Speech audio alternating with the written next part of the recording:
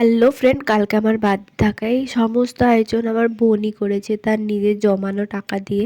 আমার শরীরটা কাল ঠিক ভালো ছিল না, কিন্তু কি আর করব। বোন যখন এত কষ্ট করে নিজের হাতে সমস্ত কিছু করেছে, তখন ওর তো খারাপ লাগবে না। সেই জন্য ভাবলাম যে যাক, কেকটা কাটতে আর কতক্ষণই বা টাইম লাগবে, সেই জন্য বসেই পড়লাম। আর কেক কাটার আগেই মা আমাকে একটু পায়েস খাইয়ে দিল, কারণ বাঙালির তো পায়েসটাই আসল, তাই না?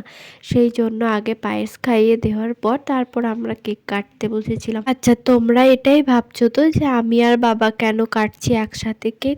কারণ আমার আর বাবার বার্থডে একসাথেই, সেই জন্য আমরা দুজন একসাথেই আজকে কেকটা কাটিং করেছি। বোন আমার আর বাবার দুজনের জন্যই সমস্ত কিছু করেছিল।